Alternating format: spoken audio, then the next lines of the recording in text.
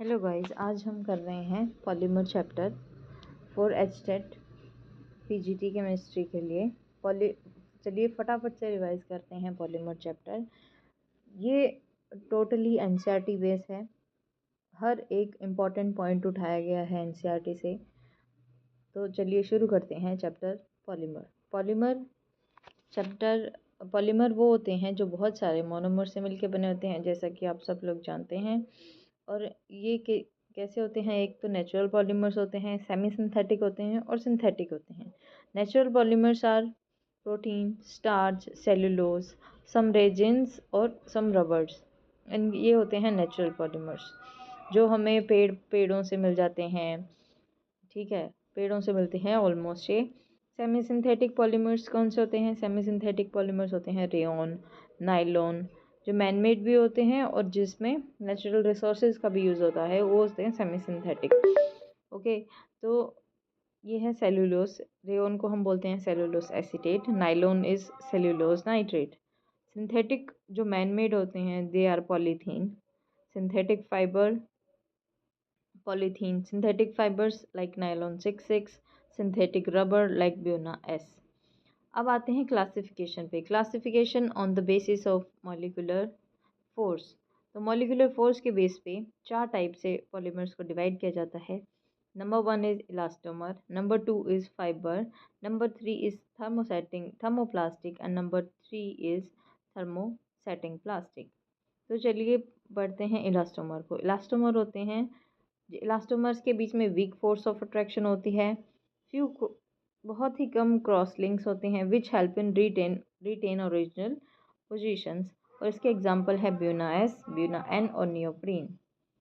Number 2 is fibre. Fibre कौन से होते हैं? थ्रेड स्ट्रॉन्ग फोर्सेस होती है, क्रिस्टलाइन नेचर के होते हैं। नाइलॉन 6,6 हैं, पॉलिस्टर्स हैं और नाइलॉन 6 है। इसके एग्जांपल्स हैं। थर्मोसेटिंग प्लास्टिक में इसके बीच में इंटरमीडिएट फोर्स ऑफ अट्रैक्शन होती है और इनका एग्जांपल है पॉलीथीन, पॉलीस्टाइरीन और पॉलीविनाइल क्लोराइड। और नंबर 4 है thermosetting plastic. Cross link heavy branches होती हैं, इनको दोबारा एक बार यूज़ कर लिया तो बाद में ये रीयूज़ नहीं किए जा सकते। इसके एग्जांपल्स है बेकेलाइट, यूरिया, फॉर्मल्डिहाइड, रेजिन। आगे हैं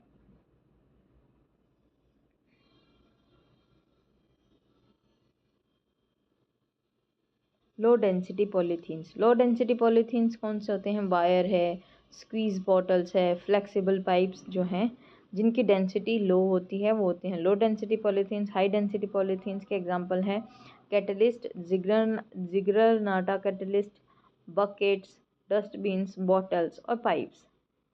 और आगे है टेफ्लॉन। टेफ्लॉन का नेम है पॉलीटेट्राफ्लुओइथीन, इसका नाम भी आ सकता है। और इसका यूज़ कहाँ पे होता है? नॉन स्टिकी यूटेंसिल्स में। इसका जो नॉन स्टिक यूटेंसिल्स जो होते हैं, जैसे हमारा डोसा बनाने वाला तवा आता है, नॉन स्टिक कुकर्स आते हैं, उनमें किसका यूज़ होता है? टेफ्लॉन का, यानी कि पॉलीटेट्राफ्लोरोइथीन। और पैन क्या आता है? Poly acrylonitrile. और PAN एक पॉली एसिटाइल नाइट्रेट भी होता है। ये भी एक क्वेश्चन आया हुआ है लास्ट ईयर में। फॉर वुल एज और अलोन, PAN का यूज़ होता है वुल के अंदर। आगे है नेचुरल रबड़। नेचुरल रबड़ एक कोलॉइडल डिस्पर्सन होता है और रबर इन वाटर होता है। रबर ट्री कहाँ मिलते हैं? इंडिया के अंदर, श्रीलंका के अंदर, इंडोनेशिया, मलेशिया, साउथ अमेरिका के अंदर मिलते हैं। आइसोप्रीन, इसका मोनोमर, नेचुरल रबड़ का मोनोमर क्या है? आइसोप्रीन। क्वेश्चन ये बनता है यहाँ से कि आइसोप्रीन का मोनोमर कौन सा है? तो कौन सा है? आइसोप्रीन। अब रबड़ को थोड़ा हार्ड बनाने के लिए हम एक प्रोसेस करते हैं, वो है वल्कनाइजेशन। रबड़ made tough by this process. रबड़ को इससे थोड़ा टफ बनाया जाता है जिससे कि उसकी यूजेबिलिटी, एफिशिएंसी है वो बढ़ाई जा सके। रॉ रबड़ होता है उसके साथ सल्फर को मिलाया जाता है at temperature between 373 to 415 temperature. Okay,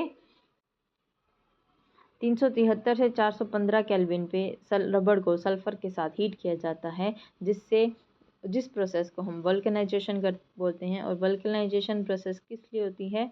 रबड़ को टफ बनाने के लिए। ओके, तो in manufacturing of tyre rubbers 5% sulphur used as cross link agent. जो सल्फ़र क्या काम करता है? लिंकेज प्रोवाइड करता है रबड़ के अंदर, जिससे कि वो थोड़ा टफ हो जाता है। ठीक है, आगे नेक्स्ट है सिंथेटिक रबड़। सिंथेटिक रबड़ है नियोप्रीन। नियोप्रीन किसका है? क्लोरोप्रीन का।